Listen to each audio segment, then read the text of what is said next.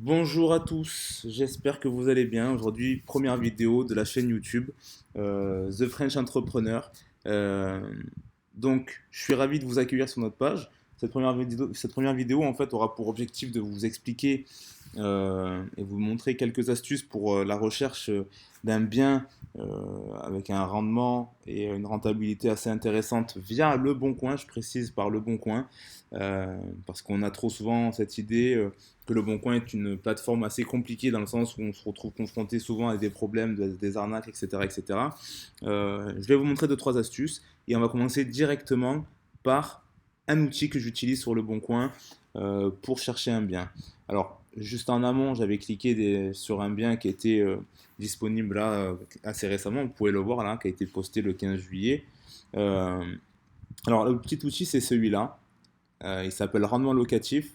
En fait, c'est un outil qui va calculer automatiquement le rendement brut du bien que vous êtes en train de regarder, mais c'est que de l'estimation, c'est-à-dire que lui, compte tenu de ce qu'il y a de disponible en location sur la plateforme, il compare les biens et il fait une estimation. Donc là, pour le coup, il a fait une estimation à 811 euros, compte tenu des prestations de la maison, enfin du bien que vous êtes en train de regarder.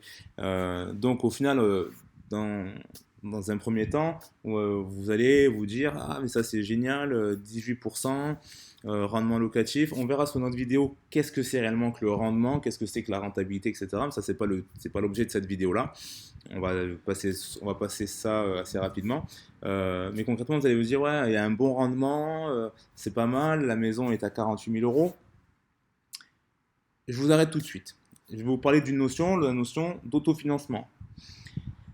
On parle de rentabilité, on parle de rendement, on parle de cash flow, euh, mais il faut bien comprendre ce que ça veut dire. Un autofinancement, je n'ai pas les données, je vais pas les inventer, mais pour la majorité des gens, un autofinancement, c'est un projet qui va, par son revenu locatif, rembourser le crédit immobilier. Mais c'est faux. C'est-à-dire que un autofinancement, un projet qui s'autofinance, c'est un projet qui va rembourser l'intégralité des charges qui incombent à ce prêt et à cette acquisition. C'est-à-dire que lorsque vous arrivez à acheter un bien comme celui-ci, comme cette maison, pour du locatif, ça va vous rapporter des revenus. Ces revenus seront ajoutés aux vôtres, donc ça va vous coûter, entre guillemets, des impôts. Donc en gros, euh, ne vous contentez pas de penser que l'autofinancement, c'est le loyer rembourse le crédit. Parce que c'est faux, parce qu'au final, vous allez vous retrouver à devoir payer de votre poche les charges. Et c'est là où vous allez vous retrouver dans une situation assez compliquée, où vous vous retrouvez, disons, en galère, avec de l'argent, vous perdez de l'argent, etc. Vous êtes pris à la gorge, vous décidez de revendre le bien, mais du coup à perte. Déjà que la maison n'était pas très très chère, vous avez fait un crédit dessus, donc ça ne s'arrête jamais. Il faut faire attention à cette notion d'autofinancement. L'autofinancement, c'est un projet qui va englober l'intégralité des charges qui incombent à l'acquisition du bien. Voilà. Mais on verra ça sur une autre vidéo où j'expliquerai tous les termes, etc., etc., liés à l'immobilier. Euh, Maintenant, pour moi, à mon sens, il y a deux types de projets. D'accord. Il y a deux types de projets. Quand on a une enveloppe de 100 000 euros, par exemple, pour moi, c'est une bonne enveloppe pour débuter dans l'investissement immobilier. 100 000 euros, vous avez deux types de projets. Vous avez ou des studios meublés, ou des anciens biens comme cette maison, susceptibles d'être divisés en plusieurs pour multiplier vos revenus locatifs.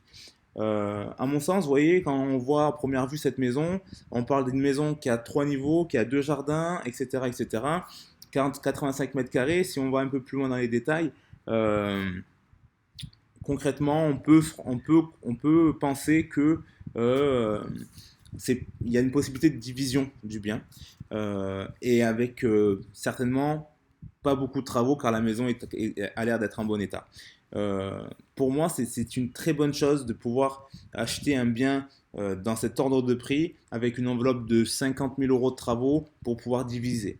Pour la division, il est important de savoir aussi il est obligatoire de faire dans certaines communes une demande à la mairie de division parce qu'il faut une création de places de parking pour les nouvelles habitations. Euh, et sans ça, votre projet n'est pas viable. Si vous n'avez pas l'accord de la commune pour la création de place, vous ne pouvez pas diviser votre bien. C'est important de se renseigner avant.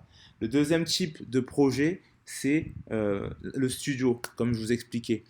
Euh, le studio, comme là, j'ai cliqué sur un studio qui est sur Nîmes, dans une résidence qui est très récente. Je connais très bien ce quartier. Vous avez un Carrefour City qui est en bas. Vous avez ça, cette résidence est en face de la gare.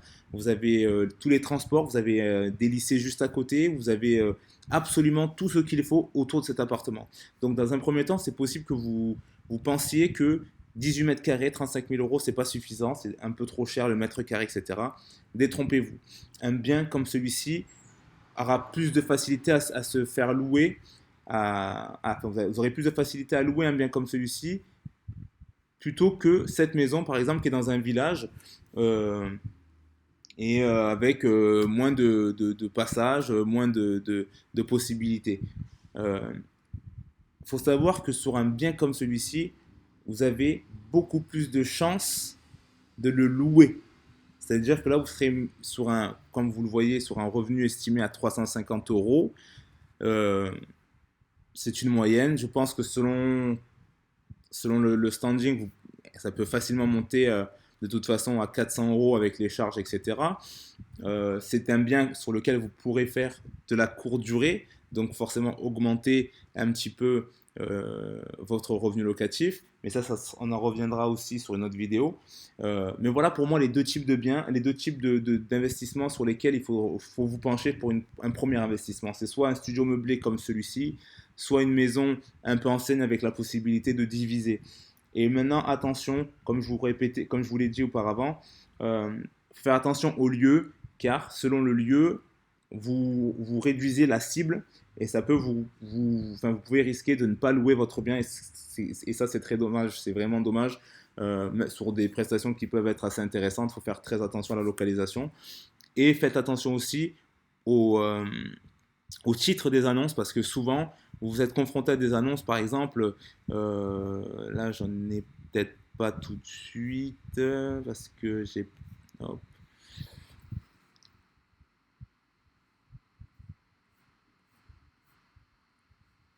Tac, tac, tac, tac, tac, tac, on va m'en sortir une.